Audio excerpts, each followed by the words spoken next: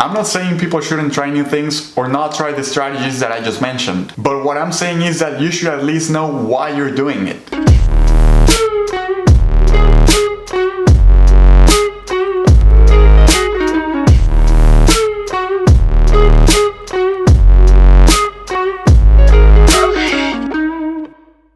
What's going on everyone, and welcome to another video from Fitness Nation. In today's video we're going to discuss why people don't achieve their goals and tend to overcomplicate things. There is a concept I learned not so long ago from a guy named Sam Ovens. He explained that when society tries to find the truth of something, they often miss key details and start having a distorted view of it. This can be represented by a simple harmonic motion graph. In here you can see a horizontal line that represents the truth, and you also see the peaks and the troughs, which represents society's point of view as it moves away or towards the truth. I'll give you an example. Let's imagine that you're trying to become healthier and be in great shape, and so you go on the internet and search for strategies to accomplish that. You find one website that tells you that the key to being healthy and in great shape is to eat more meals and add more quality ingredients to your diet.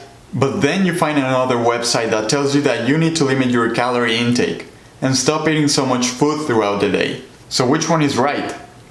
Both. The answer is both. And I'll tell you why. The horizontal line represents the actual truth.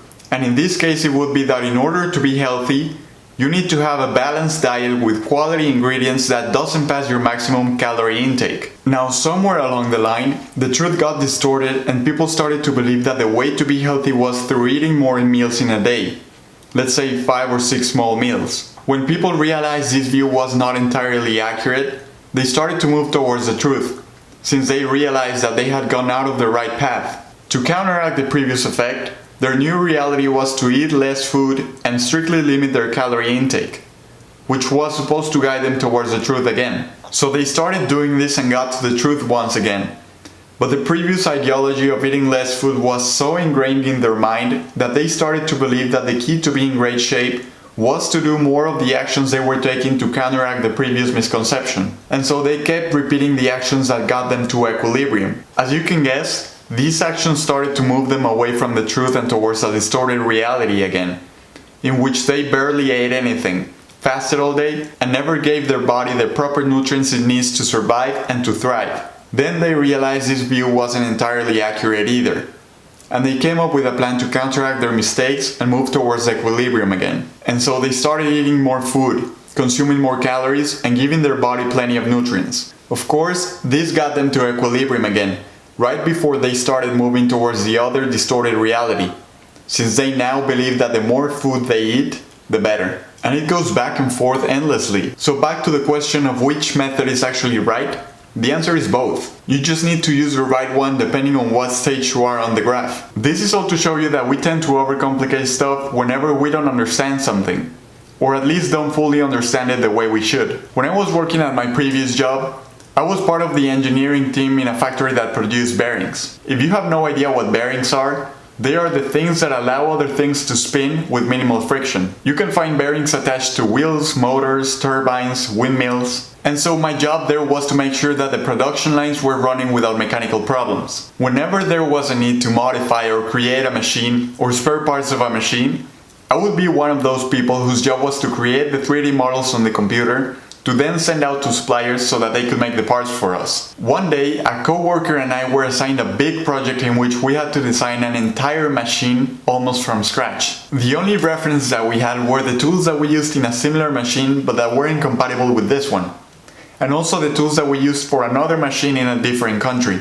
Basically, we had to create a machine combining all the tools that we had in the factory with the tools we knew worked on the new machine. It was a huge mess considering that we were going to design over 600 parts that had to work together flawlessly in order for the machine to function. And the fact that we knew that machine was a product of the new quality requirements established by our most important customer wasn't helping either. The project was so complex that it took somebody a while to understand how the machine worked, let alone know where to start and how to do it. So my co-worker and I decided to split the work in half. I would be in charge of designing the first half of the machine, and then he would be in charge of designing the second one. So I took my half and split it into even smaller sections. But first I made sure that I understood how the machine worked by asking questions and physically testing it. Once I got comfortable dealing with the machine and predicting how it was going to act, I moved on to actually designing the parts. I split the set of tools into small sections. Then I took each section and broke down all of their components. So as you can see, my goal was to get rid of all the complexity of the project and focus on what was actually important: the parts themselves. Now, while all this was happening, my coworker was struggling to complete his half of the project. The problem is that he didn't really understand how the machine worked. And creating tooling for a machine not knowing how it will affect it is even more difficult. So he started worrying about other unimportant things like setting up meetings to discuss our progress or printing the drawings of the tools from the other machines. And then he started to overcomplicate things because he didn't quite understand the scope of the project. And this is a very important lesson because we have all been guilty of this, myself included. I didn't tell this story to bash my coworker or toot my own horn.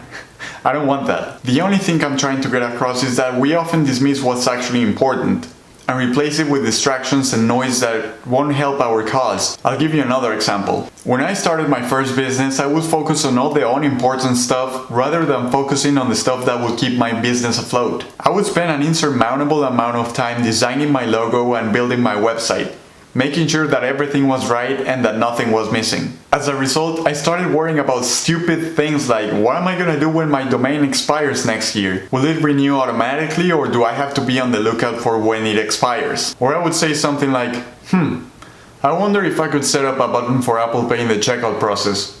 That way the customer can choose between PayPal, Stripe, and Apple Pay. I would start overcomplicating everything and focus on the stuff that didn't bring my business any value, rather than focusing on getting more customers and improving my product. And it's the same concept when it comes to being healthy and in great shape. People tend to overlook the basics and focus on the stuff that is trendy or that looks more appealing than what they actually have to do. Just like the graph that shows the distorted reality, people move away from the truth and start trying things for the sake of saying that they did it. And they start trying things like keto diet, intermittent fasting, drinking ketones, etc. I'm not saying people shouldn't try new things or not try the strategies that I just mentioned. But what I'm saying is that you should at least know why you're doing it. Go back to the fundamentals and remember what things will actually bring you the best results with the lowest amount of effort. Revisit the things that are holding you back and address them so that you can get to your goal faster and more easily. So if you want to take it a step further, our Facebook coaching group might be right for you. In here we will give you all the instruments you need along your journey and that will make your life 10 times easier. We cover the fundamentals like mindset.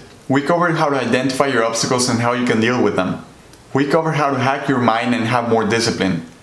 And we cover how to attack your goal and the way you need to experiment so that you can get maximum results with the lowest amount of effort. We also cover more in detail stuff such as food recipes, exercises, and the main differences between famous diets. We also give you all the tools to track your progress and measure how well you're doing with our strength, cardio, and weight loss tracking sheets. You can sign up for the coaching group using the link that I will leave in the description below this video. But that's it for this video. Hope you liked it, and I will see you in the next one.